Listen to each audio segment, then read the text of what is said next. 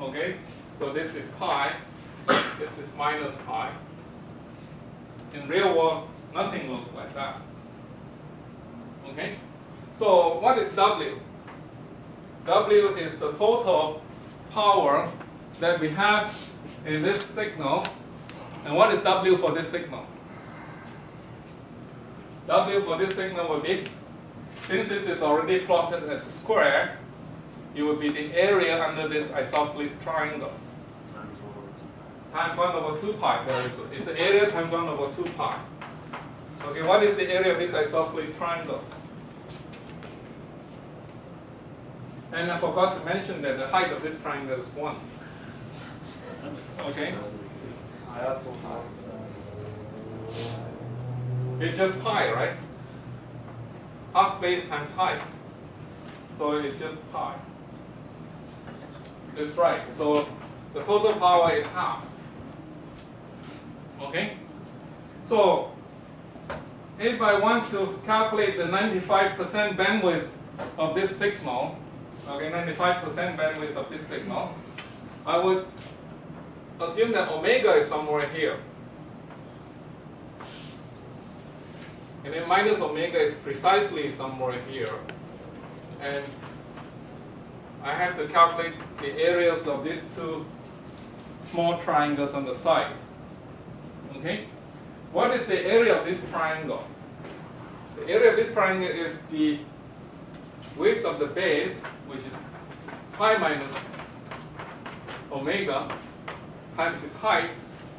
Okay, its height is equal to, when omega equals pi, is equal to 1. Omega equal to pi is equal to 1, so it should be something like pi minus omega, pi minus omega. So it should be pi minus omega divided by pi. Okay, this is the height of this triangle because I know that when omega equals pi, its height should be 1. Okay, so this, since this is a linear relationship, okay, when omega equals pi when omega equals to pi, its height is 0. When omega equals 0, its height is 1.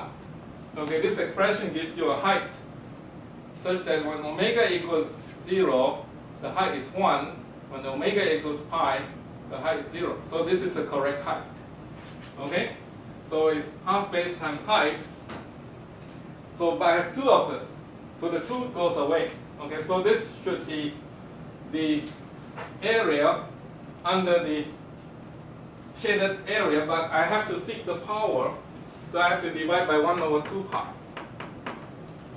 Okay, so this is the area of the shaded triangles at the 2 tips. Okay, and this number better be 0.025, right? Did I say?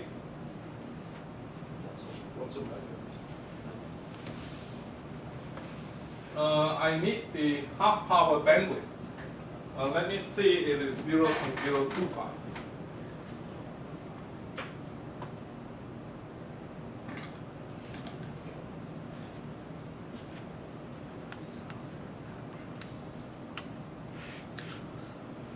Okay, W is equal to half. Okay, I need 0.05 times W. This is 5% of the W should be in this 2 shaded area. 5% of this W give me 0.025. This is 0.05 times W. Okay, and W is equal to half. Okay, so now I can solve for my omega. And it's a simple algebra. To solve for your omega, you go for your algebra, which most of you are very good by now after your training with your exam. Okay, so that is your omega. Okay, and then you can figure out your 95% bandwidth. Your 95% bandwidth is given by this number over here. Okay. And then subsequently, the textbook went through something slightly more and talked about figure 7.13c and claimed that the band pass bandwidth of that signal is given by a different formula. The band pass signal has that bandwidth of that. I think that number is wrong. It's wrong by a factor of 2. So if you were to read example 7.13, the last formula in the example is off by a factor of 2. Okay? But I will not go through that. You can just read that for yourself. And that is how you figure out the bandwidth of this signal. Okay? Maybe I have time to go through example 7.12 after all. Okay, let me do example 7.12. Since example 7.13 did not take that much time. Do you have any questions on how to find the 95% bandwidth of the signal given in example 7.13? Okay, no problem then. Let me see if I can do example 7.12.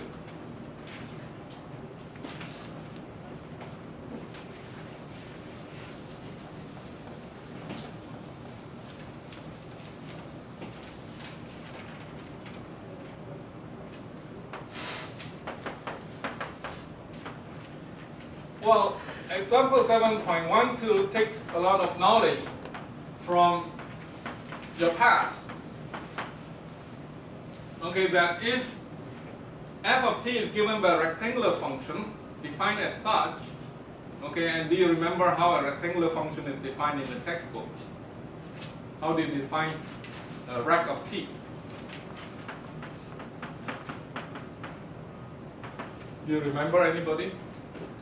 Or did you never go through that at all? What?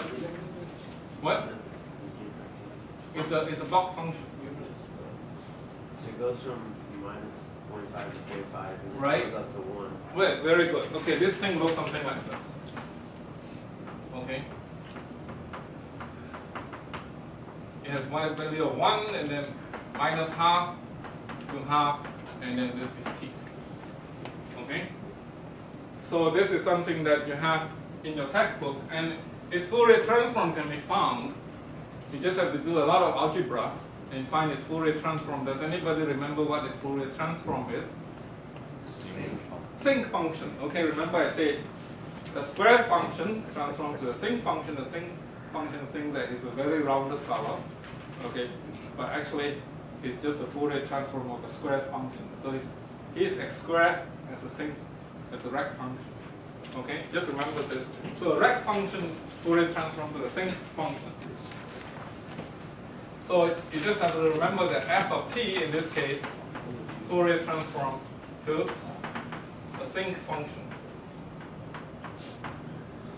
Okay, that I think you have to get from your table of Fourier transform, so you can go through the derivation yourself. The derivation itself takes some time, so the best is to remember it.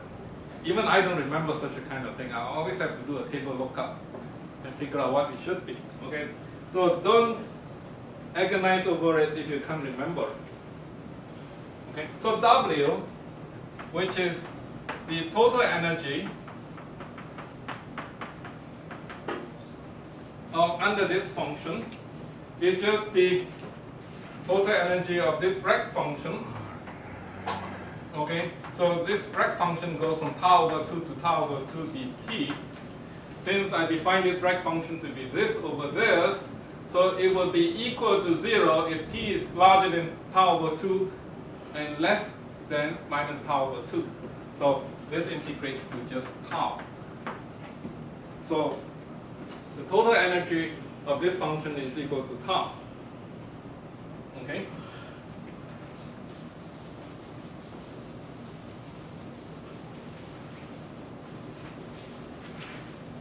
And then you are supposed to find the 90% bandwidth of a signal of this function if I were to Fourier transform it. If Fourier transforms to a sinc, omega tau over 2, so it will look something like this.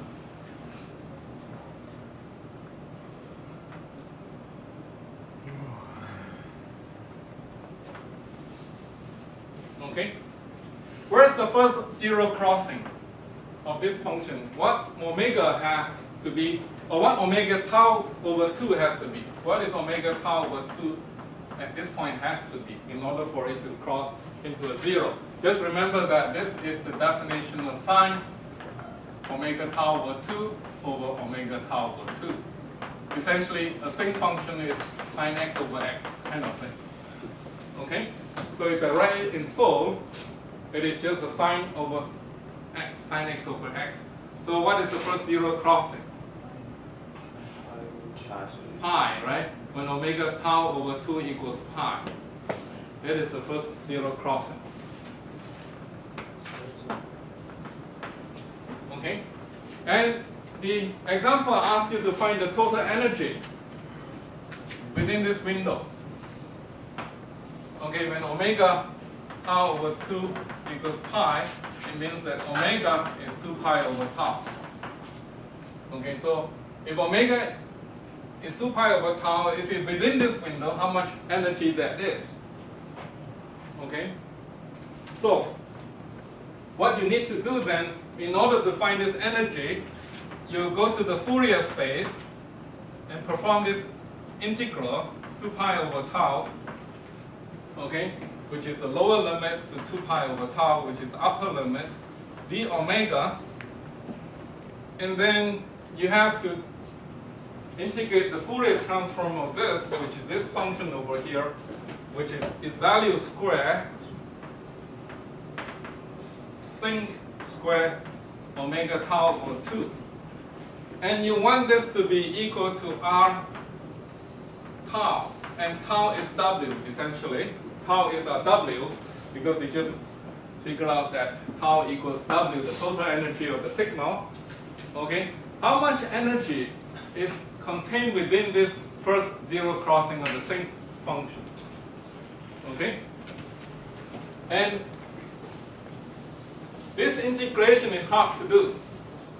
Something very difficult to do.